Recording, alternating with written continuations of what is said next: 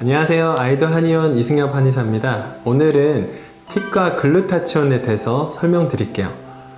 글루타치온 복용했더니 틱이 나아지더라 이런 이야기가 인터넷에서 점점 많아져서 그런지 실제로 내원하시는 어머님 아버님들이 많이 물어보세요. 글루타치온 복용하면 틱에 도움돼요? 라고 물어보시거든요. 오늘은 글루타치온이 무엇인지 그리고 틱과 글루타치온 연구가 어디까지 진행되었는지 설명드리도록 하겠습니다.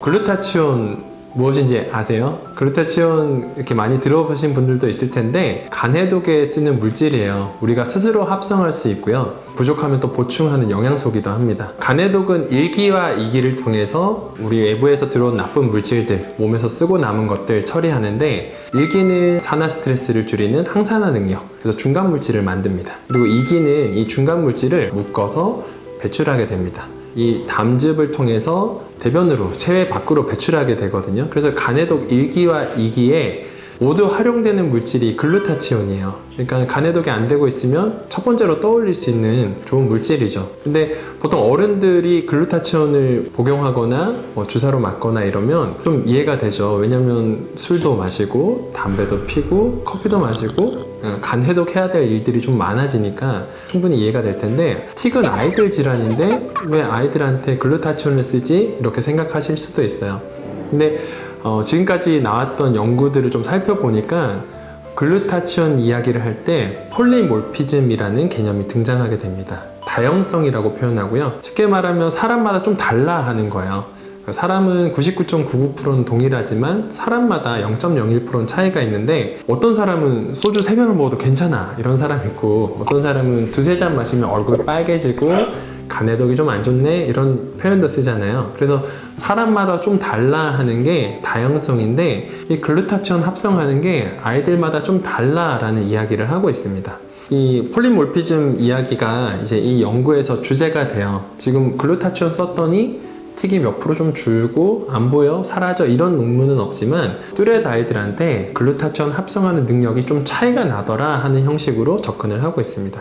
우리 흔히 아는 안젤리나 졸리라는 영화 배우가 유방암과 관련된 폴리몰피즘 다형성을 가지고 있어서 가족력 대대로 유방암이 생길까봐 좀 본인도 너무 걱정이 돼서 미리 선제적으로 유방을 절제하는 수술을 받았는데 이렇게 이제 가족력이 있으면 내가 그 질환 걸릴 위험 요소가 높아지잖아요. 근데 최근에는 후생 유전학이라고 해서 미리 그 유전자가 발현되는 상황을 좋은 영양소나 환경으로 좀 막아줄 수 있어 하는 개념까지 영양학이 발전하고 있는데 그런 의미에서 지금 이 연구가 조금 더 이렇게 눈여겨보실 부분들이 있을 것 같아요. 첫 번째는 이 연구예요. 뚜렛 증후군 아이들의 병리적인 생화학적인 특성이 어떻게 되느냐 하는 논문입니다. 이 논문을 좀 살펴봤더니 항산화력을 담당하는 아연은 좀 떨어져 있고 그리고 혈청 페리틴이나 헤모글로빈 수치는 뚜렛 아이들이 좀 높아져 있더라 라는 결론이 있어요. 그래서 산화적인 스트레스가 좀 올라갔어 라는 이야기들을 하고 있습니다. 뭔가 산화 스트레스가 높아졌다, 항산화력에 문제가 있어 하는 이야기들인데 후속 논문을 좀 살펴보면 산화 스트레스가 높아져 있기 때문에 글루타치온의 다형성이 뚜렛 아이들한테 존재하느냐라는 걸 좀 연구한 논문이에요. 두 편이 있었고요. 첫 번째는 GPX라는 형태의 글루타치온 합성 능력이 좀 떨어져 있느냐 아니냐를 좀 살펴봤거든요. 이 논문을 살펴보니까 뚜렛이 있는 아이들과 또 그렇지 않은 아이들 사이에서 유의미한 연관성은 없는 것 같아 라는 결론을 내리고 있습니다. 그리고 글루타치온과 관련된 또 다른 연구 논문인데요.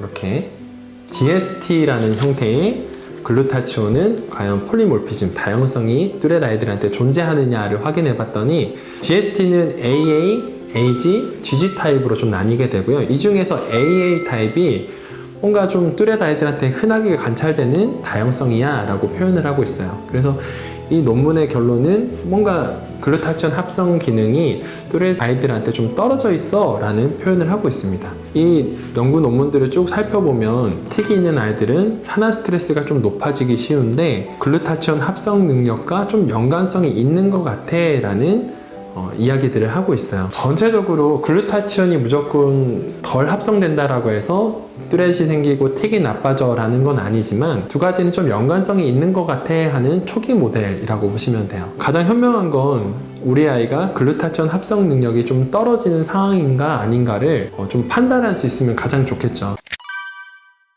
그래서 오늘은 글루타치온이 무엇인지 그리고 틱과 글루타치온 연관 어디까지 되어 있는지 설명드렸는데, 다음 시간에는 우리 아이가 틱이 있다 그러면 글루타치온 합성 능력에 문제가 있는지 아닌지 확인하는 검사법, 그리고 어떻게 영양소를 보충하는 게 좋을까 하는 것과 식습관을 통해서 잘 글루타치온 합성시킬 수 있는 방법은 없는지, 이런 전체적인 실질적인 방법에 대해서 설명드리도록 하겠습니다. 감사합니다.